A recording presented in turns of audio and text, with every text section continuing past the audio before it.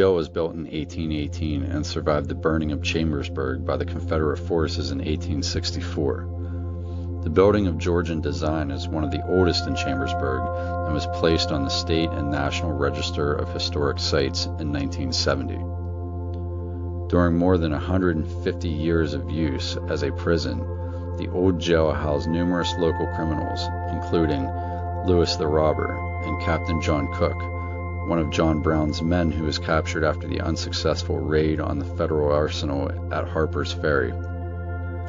The cellar contains 5 domed dungeons with rings in the walls and floors that were used to shackle prisoners. Tradition suggests these cells were also used as a way station on the Underground Railway to shelter runaway slaves en route to freedom in the North. The old jail complex consists of the original building erected in 1818, an annex built in 1880, and a yard enclosed by a 20-foot-high limestone wall. So let's go inside and try to imagine what it was like to be housed here as a prisoner 200 years ago.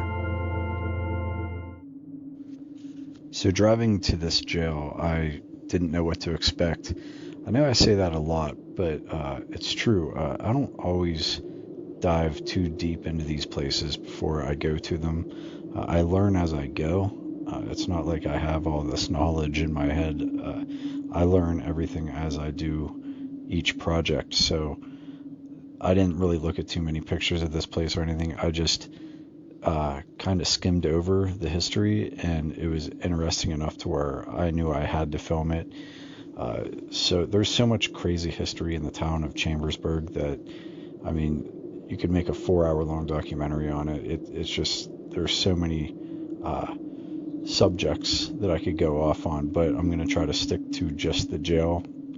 And we'll go into a little bit of the burning of Chambersburg later, but right off the bat, I was trying to beat the sunlight getting here because I wanted to get some drone footage, and the drone footage didn't do too well. The drone just kind of did what it wanted and flew away and landed itself across the street from the jail. So it was a great start.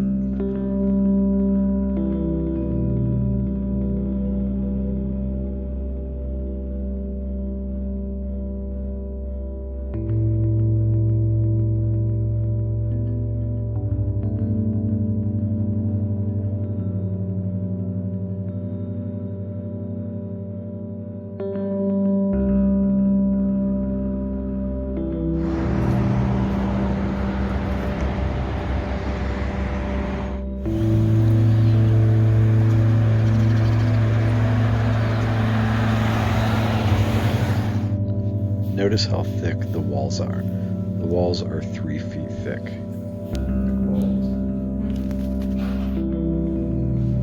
This is where the sheriff's wife made all the meals for the prisoners.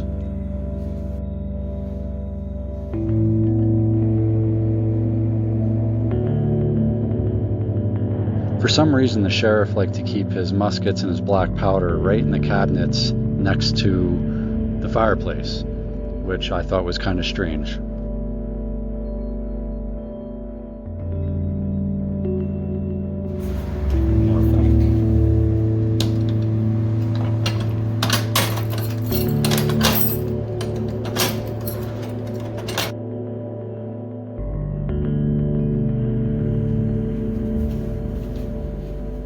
So this is the old pharmacy, and this was actually open for business until the 1970s. But that antenna-looking thing with paddles on it, interestingly enough, was used during surgeries to keep the flies out of the open wounds while performing surgery.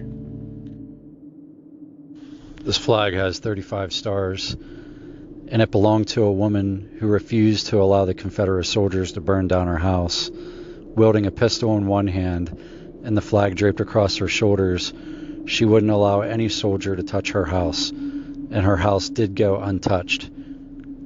Let's get into the town burning a little bit. On July 30th, 1864, Brigadier General John McLaughlin and 2,800 Confederate cavalrymen entered Chambersburg and demanded $100,000 in gold, or $500,000 in greenbacks. The residents of Chambersburg failed to raise the ransom, and McCausland ordered his men to burn the town.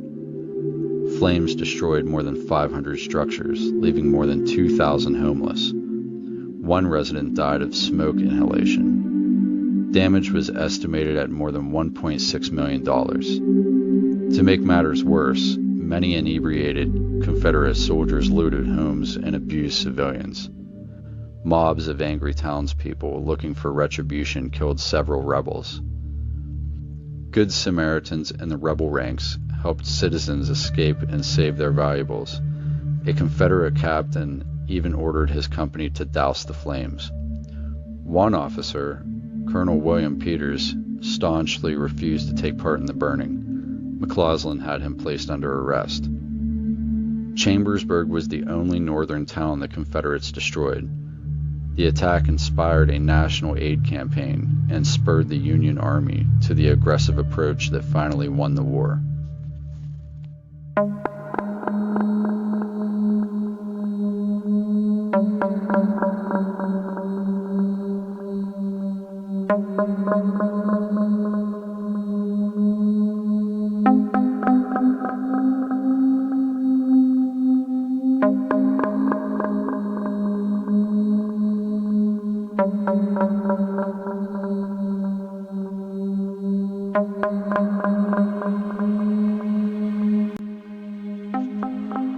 The old jail saw its first two prisoners executed by hanging in the courtyard in 1879. The one prisoner had killed his wife, and the other had killed a man at a local dance. The last person to be hung at the old jail was William Reed on April 30th, 1912, for shooting his lover, Sarah Mathna.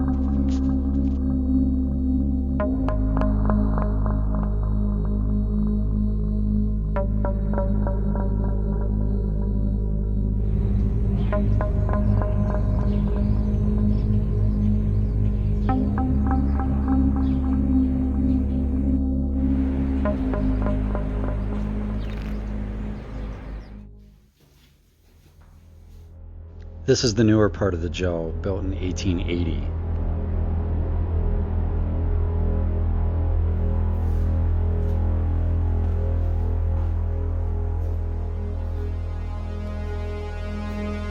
It's original plumbing.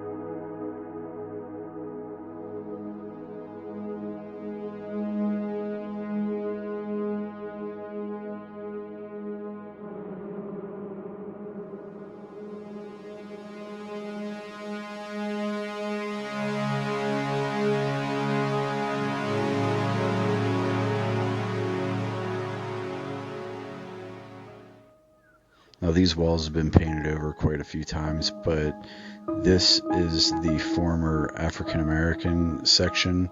Obviously back in the day they didn't mix the blacks and the whites, and someone just happened to be scraping the paint off, and these drawings from the prisoners are everywhere on this wall, and they're perfectly preserved.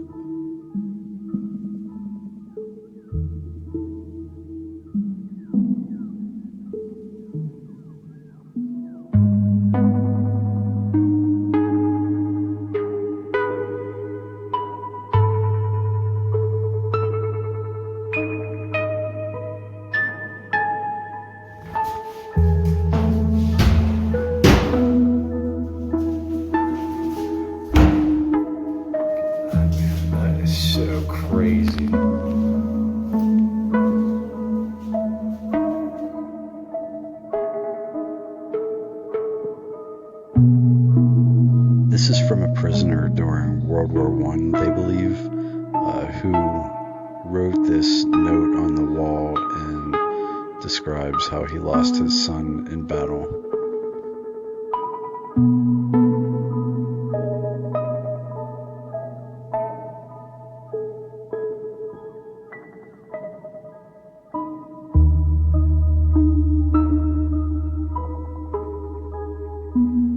The basement was great, as most of these old buildings' basements are.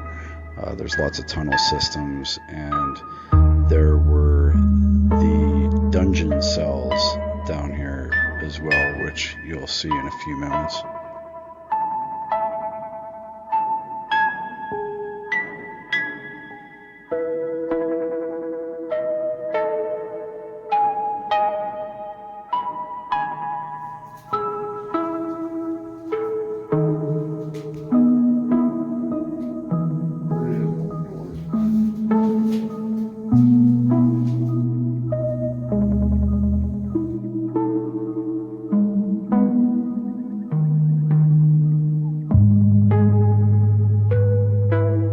Now, when this was being used for the Underground Railroad, this fire pit here, or fireplace, slaves would often hide in there, and there were metal brackets, if you look closely, and they go up the sides, and they would stand up on those every time a guard would walk past and check.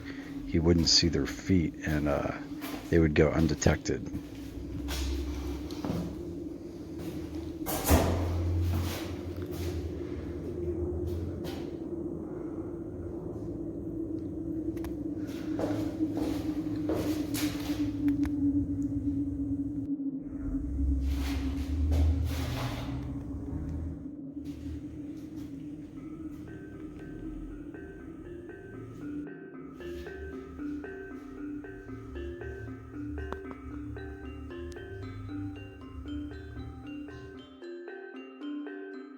This was the most realistic cell. This is exactly how a cell would be here. There was just some straw and a blanket, and that was basically it.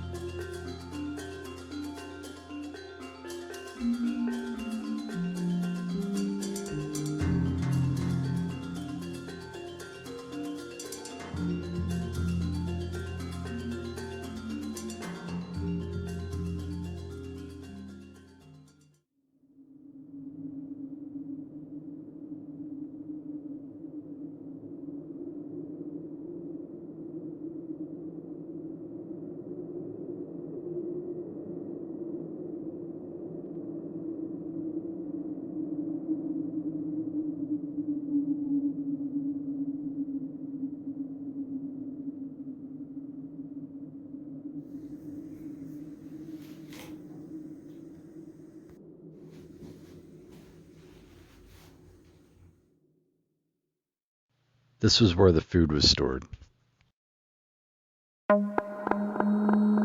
This used to be the high security area where the most dangerous prisoners were kept.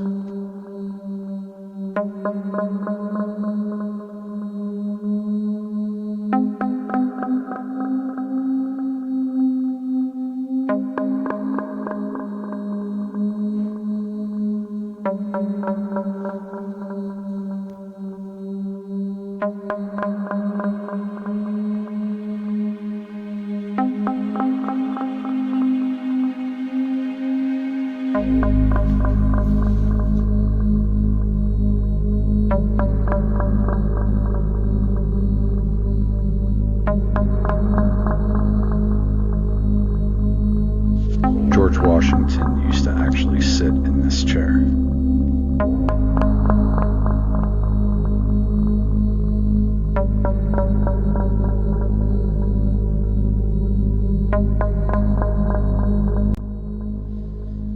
In the attic is where you can really see the bones of this place and how it was built so amazingly strong with just joinery. There's no metal or nails or screws or anything like that. This was done old school without cranes and just straight up backbreaking labor.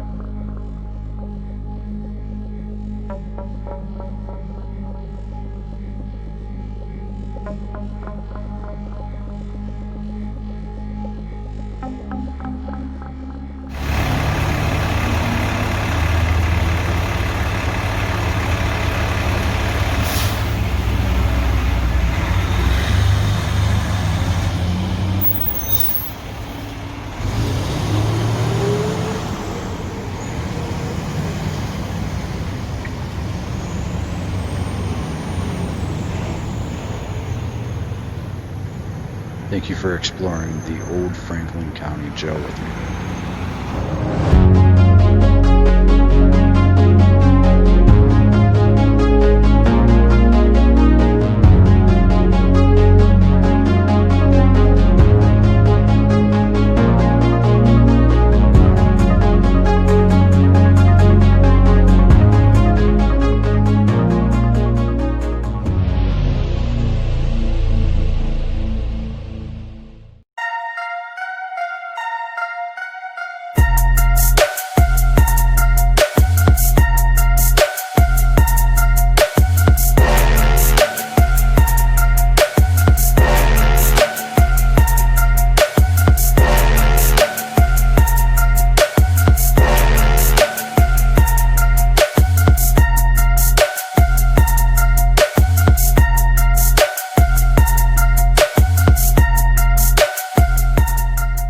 Check it out, man. I mean, this merch is like really sick.